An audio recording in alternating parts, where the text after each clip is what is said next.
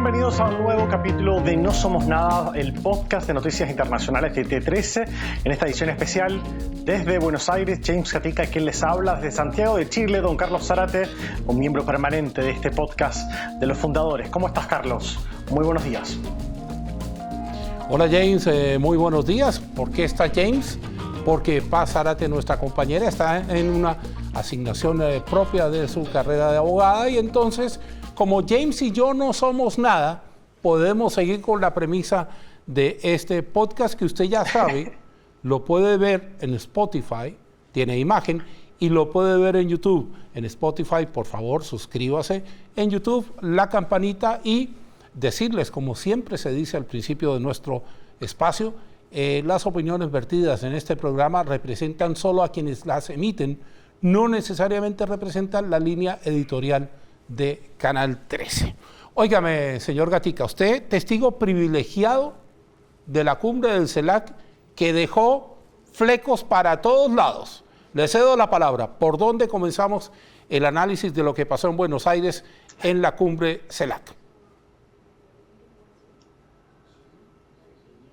Así es, Carlos. Este martes se realizó la cumbre de Estados Latinoamericanos y del Caribe aquí en Buenos Aires, una larga jornada donde, como tú bien dices, estuvimos presentes, y una jornada que comenzó, la verdad, con polémicas incluso una semana antes, porque entre la lista de confirmados, primero que nada, invitados, está el presidente de Venezuela, Nicolás Maduro, quien había confirmado su asistencia, lo cual provocó una serie de protestas y manifestaciones de venezolanos que viven aquí en Argentina, también de movimientos desde la oposición argentina, para poder presentar algún tipo de solicitud judicial para poder encaminar una detención de él, principalmente por violaciones a los derechos humanos en Venezuela. También había unas intenciones de linkearlo con la DEA en Estados Unidos por relaciones con el narcotráfico, lo cual terminó el día lunes en que Nicolás Maduro desistiera de venir hasta Buenos Aires, hasta aquí, hasta Argentina, y acusando a Estados Unidos,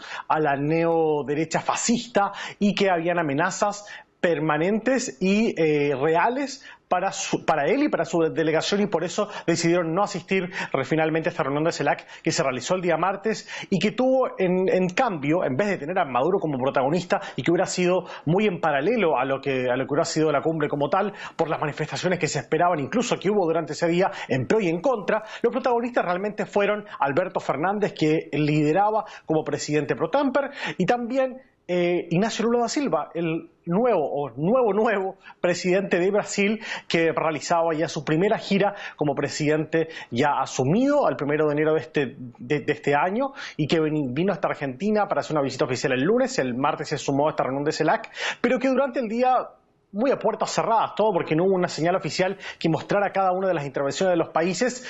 A medida que iba avanzando las horas, nos dimos cuenta, por las intervenciones que daban ya a la prensa, algunos presidentes que quisieron salir a dar algún tipo de comentario, como por ejemplo Luis Lacalle Pou de Uruguay, Gustavo Petro de Colombia, de que las cosas no estaban tan bien adentro, sobre todo desde Uruguay, que se mantuvo hasta un margen, no se mantuvo a un costado en términos con declaraciones como, por ejemplo, él decía: esto se transformó en un club de amigos ideológico. Y porque es cierto, la CELAC tiene una tendencia más hacia la izquierda, y la izquierda ha tomado una nueva fuerza en América Latina, con nuevas caras, como por ejemplo Gabriel Boric en Chile, con Luis Arce en Bolivia, con mismo Gustavo Petro en Colombia, y con figuras también mucho más tradicionales de la izquierda de los últimos 20 años, como Lula da Silva, como Alberto Fernández, que viene de una tradición como el kirchnerismo y peronismo aquí en Argentina, y que algunos países con una postura más de derecha quedaban más aislados de esta conversación. Luis Lacalle Pou también presentó su posibilidad o la tendencia que ha tenido de poder mantenerse también más al margen del grupo económico Mercosur, que también está incluido Brasil, Paraguay y Argentina, de empezar a hacer tratados de libre comercio por el costado también con China, lo cual hace bastante ruido, y terminó siendo más o menos ese el foco de la jornada, sumándose también un cierre de toda esta jornada manchada, dicen algunos,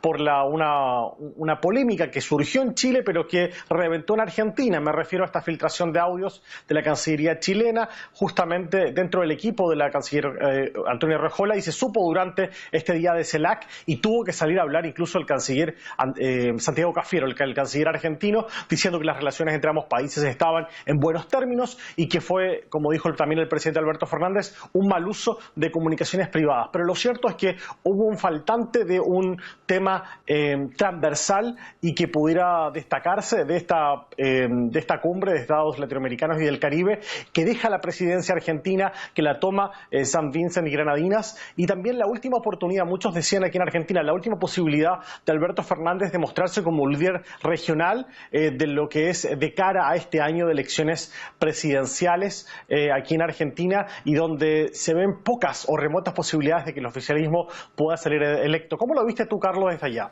A ver, vamos por partes. Usted sabe que a mí me gusta ir por partes, escucho atentamente y voy sacando puntitos para compartir. Oiga, bonito el tazón ese de J. Quiero uno con una Z.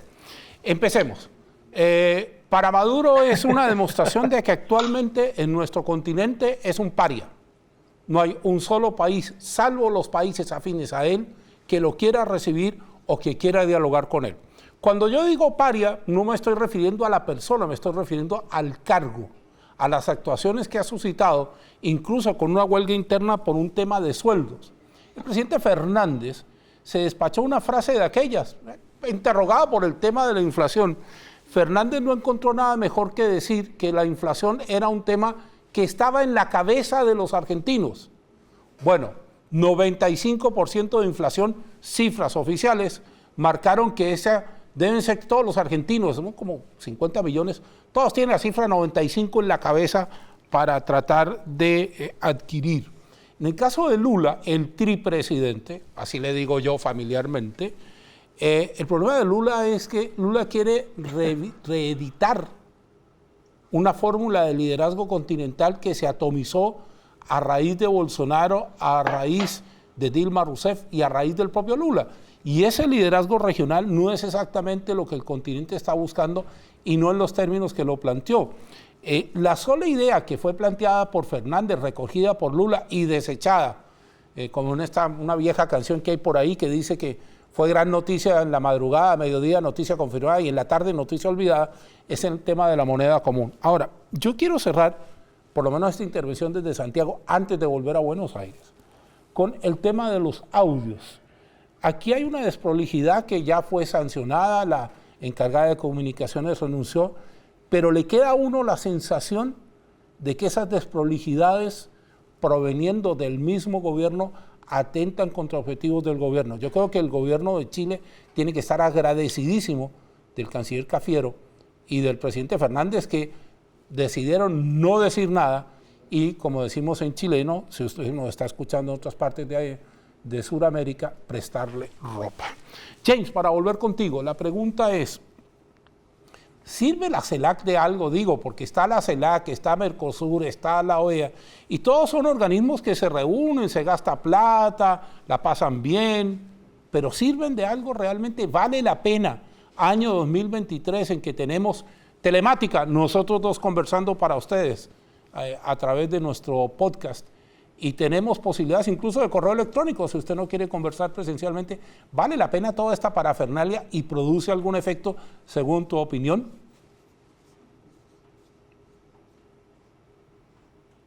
Hay una expresión muy millennial por estos días. Esta reunión pudo haber sido un email, agarrando eso mismo del correo electrónico.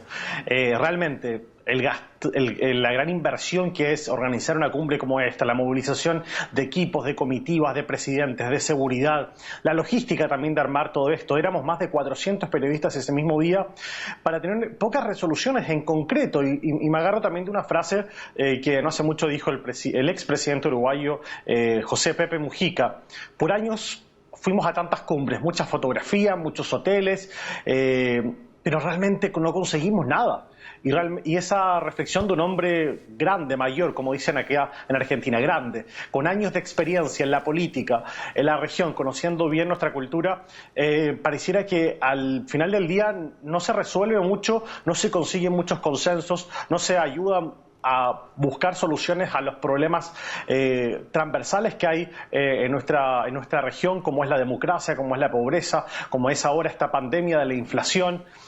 Donde faltan instancias de colaboración también, donde quedaron evidenciadas no hace mucho, por ejemplo, durante la pandemia, donde no hubo una colaboración en términos de buscar soluciones para poder conseguir vacunas en conjunto, donde estamos en medio de una crisis alimentaria y donde tampoco hay instancias donde se puedan plantear soluciones mano a mano para poder buscar fertilizantes. Entonces es una seguidilla de cosas e instancias que se han perdido y que quizás en un pasado podrían haber sido de mayor utilidad, pero hoy en día parecen vacías y realmente faltan, no sé si será un problema de liderazgo, pero es más un momento para poder, que lo van a aprovechar los líderes para poder brillar de forma autónoma o con sus agendas propias, diría yo, más que buscar una voz única al unísono desde estas instancias internacionales que deberían ser de colaboración, Carlos. Sí, hay una cosa ahí bien importante de lo que cita James, que es que difícilmente un organismo internacional en esta era de las redes sociales, de las comunicaciones punto a punto, va a sobrevivir en la forma de liderazgo que tenemos. Hay que decirlo responsablemente, a veces eso no nos gusta. En el continente estamos acostumbrados a caudillos, gente que sale y expresa con vigor su opinión, pero al final del día, la gente que hace los cambios, la gente que recibe las medidas, no es gente que trabaja en esa línea. A Sudamérica, volviendo al tema de la moneda común, solo tangencialmente, la moneda común no es posible en nuestro continente simplemente porque no tenemos cómo. ¿Cómo ponemos de acuerdo a los dos gigantes económicos suramericanos, Brasil y Argentina, que por sí mismos concitan lo que usted ya sabe, con economías emergentes como la colombiana y la nuestra, la chilena, con economías como la peruana, que está sufriendo el embate de las protestas contra la presidenta Boluarte, pero sobre todo, ¿cómo hacemos que surjan liderazgos creíbles? El otro día en un programa de Twitch, de pasada, T13 tiene Twitch, si usted lo quiere consultar, vale la pena. Una de las personas que estaba ahí me marcaba, me decía, mire, aquí lo que no hay son políticas de Estado y lo que sí hay son políticas de gobierno. Entonces, para volver con James, me da la sensación que quienes se reunieron en Buenos Aires, pues muy dignos todos ellos, estaban pensando más en sus zonas de gobierno que en acuerdos de Estado que posibilitaran algunas transformaciones reales. Para ir cerrando este tema, James, y avanzar a lo próximo que tenemos que dialogar contigo desde la capital argentina. Sí, justamente, solamente agregar en términos de esta potencial anuncio de la moneda común sur que surgió en la previa de la visita de Lula acá a Argentina, en una entrevista que dio el superministro de Economía Sergio Massa al Financial Times, y que todos pensamos después del lunes de que iba a ser el tema central del día martes de la CELAC, que todos los presidentes se iban a posicionar y presentar una postura en pro o en contra frente a esto, y la verdad es que poco y nada se vio de aquello. Es decir, realmente no calentó los ánimos, no entusiasmó a los países, porque si bien Brasil puede tener una economía fuerte, incluso con una deflación hoy por hoy, el otro partner que tienen acá para poder presentar la idea es Argentina, que tiene, como bien tú decías, un 94,8% de inflación en 2022, una economía que no da seguridad a las inversiones extranjeras, y como economías fuertes de la región, como por ejemplo la de Uruguay o la de Chile, para poder parearse o poder hacer en conjunto algo así. Desde Chile dijeron tajantemente de que ellos no están evaluando ni siquiera poder cambiar el tema fiscal y unirse a algún tipo de moneda para poder entrar en un mercado común. Por eso Chile también ha mantenido mucha distancia con el Mercosur, porque tiene mucha más libertades fuera de aquello. No dan las garantías hoy en día una moneda común en la región, y también por lo que decías tú, nuestras economías son muy dispares en toda la región y muy lejanos al ejemplo o el buen ejemplo, la buena praxis que se ha llevado en la Unión Europea, ¿no es cierto? Solamente para cerrar, Carlos. Sí, yo con el segundo tema, James, dejando a los jefes de Estado con sus sueños, con sus polémicas y sus cosas, tenemos que avanzar. Yo creo que la palabra de la semana en términos internacionales es tanques. Tanques. El Leopard, el Abrams, Ucrania, Rusia. Y yo no me quiero detener mucho en la consideración de por qué se necesitan, eso usted lo sabe. Yo quiero detenerme en una cosa que me tiene muy preocupado y nos ha preocupado a todo el equipo internacional del 13, del que James es nuestro corresponsal en Argentina, que tiene que ver con que hay un fantasma que está empezando a dar vueltas por todo el mundo. Se llama Tercera Guerra Mundial. La entrega a Ucrania de tanques que sí los necesita, de tanques de primer nivel alemanes, estadounidenses, ingleses y franceses, podría derivar en una declaración que ya se hizo con respecto al Parlamento ruso y lo que viene, pero sobre todo una serie de precisiones que Moscú le está pidiendo a gobiernos como el alemán. La pregunta es, oiga, usted le está dando tanques a Ucrania, Ucrania está en guerra conmigo, ¿en qué papel está usted conmigo? Y de pronto, James, vamos a asistir a una redefinición del concepto de la guerra. Fíjese que lo más curioso de esta guerra, y hay un antecedente histórico que es la Guerra Civil Española, cuando los alemanes respaldaron a las tropas de Franco, que finalmente son los que derrotan a los republicanos en esa guerra, y probaron todo su armamento, el que iban a usar después en la Segunda Guerra Mundial en España.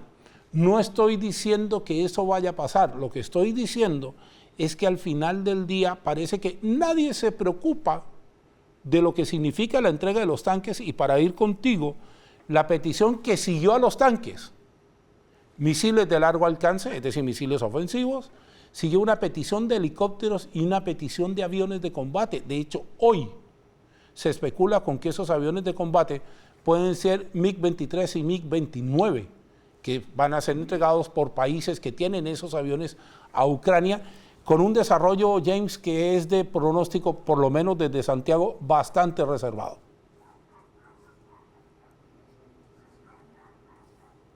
Sí, Carlos, la verdad que este nuevo armamento que está llegando mucho más actualizado de lo que hay que decir, de lo que contaba Ucrania hasta este momento, que venía de los tiempos soviéticos, eleva la temperatura aún más cuando estamos a solo semanas de cumplirse un año de este conflicto, y preocupa obviamente por cómo esto podría escalar aún más, porque podría Ucrania reforzarse en términos de artillería y poder utilizar estas nuevas donaciones, llamémosle así, de sus aliados. Pero cómo podría responder Rusia no lo sabemos, porque de a poquito se ha ido increciendo esto. Han tenido momentos donde han retrocedido y hemos dicho, mira, quizás esto va a parar ahora o cuando viene el invierno, y no, han vuelto con más fuerza. Entonces es bastante impredecible cómo podría surgir esto, y eso da mucha inseguridad por la incertidumbre de lo que podría pasar. Y otro de los fantasmas que ha aparecido durante esta semana, y tú bien lo sabes, Carlos, porque lo has reportado, es el tema de la corrupción dentro de lo que ha sido esta guerra en Ucrania,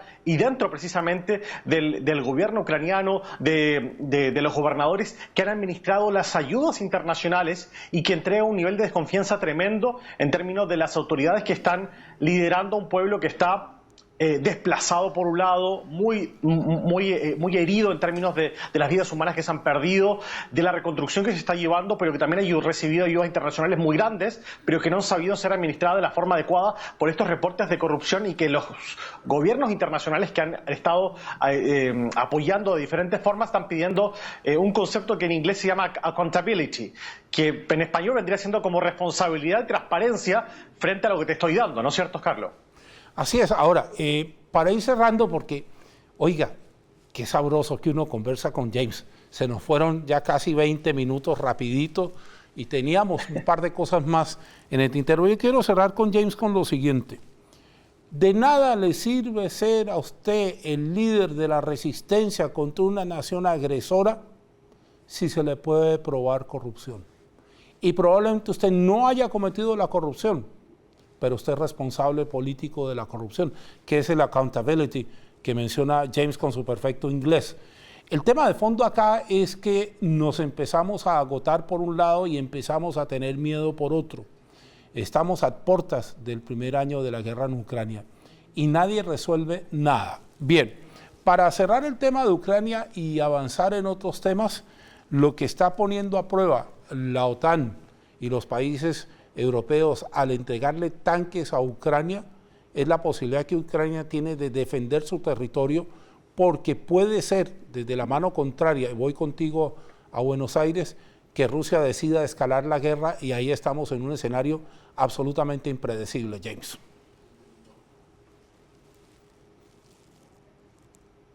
Sí, yo creo que el tema de la integridad de los líderes es crucial.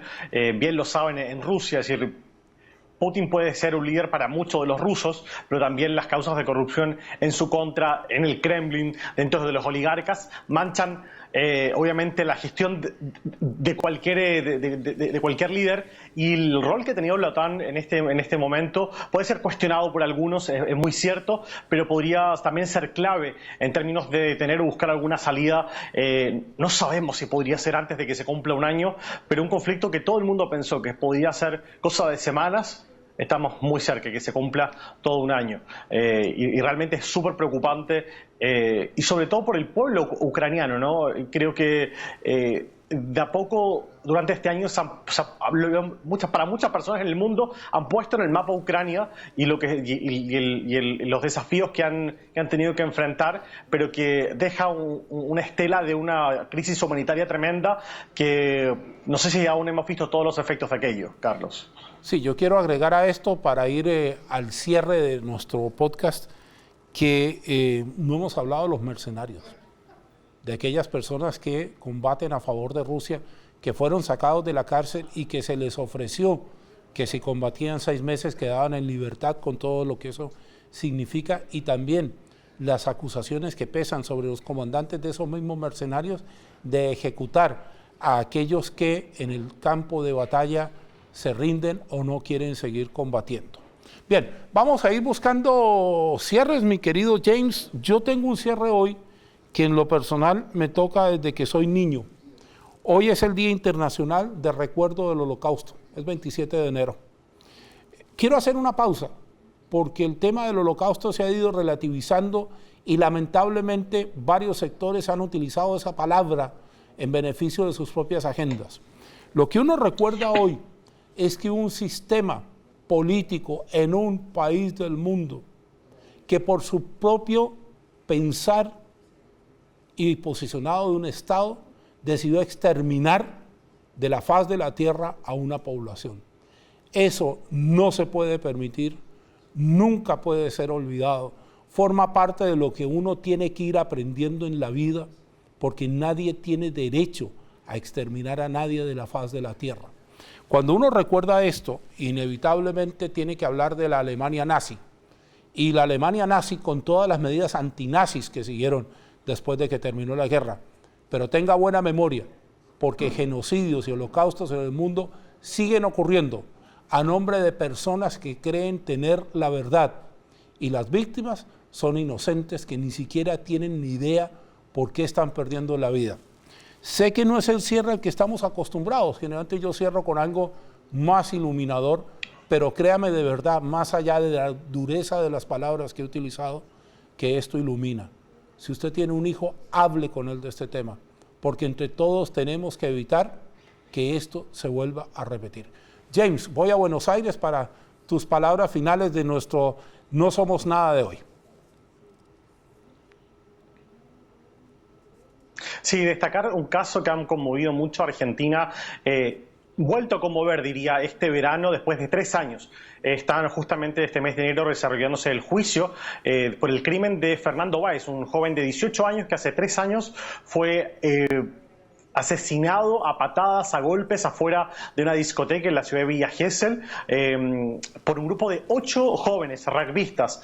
Después de 3 años, recién la familia tiene un poquito de justicia, se han desarrollado las audiencias. Ayer fue la última de las declaraciones. De hecho, todos los rugbyistas pidieron perdón. Uno se quebró y dijo: nunca quisimos matar a nadie, se murió un chico de nuestra edad. Y uno reflexiona y dice: ¿es la violencia la única forma de que se pudieron comunicar en ese momento por un roce que pudieron tener dentro de la discoteca, por una diferencia? Parece que no. este verano la cantidad de peleas que han habido fuera de locales nocturnos por jóvenes que están alcoholizados o en diferentes momentos que han tenido algún tipo de diferencia y han terminado los golpes, y eso ha llevado mucho a reflexionar aquí en Argentina, donde hay una cultura de la violencia muy grande. También algunos la ligan porque estos jóvenes eran rugbyistas, hay algunos que quieren desligarse de esa retórica, pero la verdad es que es una constante donde realmente deja muchos pasos para reflexionar en un juicio, un caso que ha sido emblemático, que va a tener una sentencia el 6 de febrero, pero que ha marcado muy profundamente aquí en Argentina. Un joven, Fernando Báez, era de origen, su familia paraguaya, era de una tez más oscura, también un tema racista, dicen algunos, pero que marca transversalmente, no solamente en la sociedad argentina, sino que en todo el mundo. Solamente es Fernando Báez, un pequeño nombre, pero que deja, yo creo que un espacio grande para poder conversar temas, como bien dice Carlos, como padre. Yo no soy padre, pero sí, es una buena instancia para poder conversar con los hijos, con las nuevas generaciones, porque esto puede pasarle a cualquiera, pero también es bueno buscar soluciones. Creo que el diálogo es muy importante en todas las instancias, y esto es el espacio que nos deja este caso judicial en este momento y que está pronto a tener un fin. Carlos. Bien, comenzamos en Buenos Aires, terminamos en Santiago.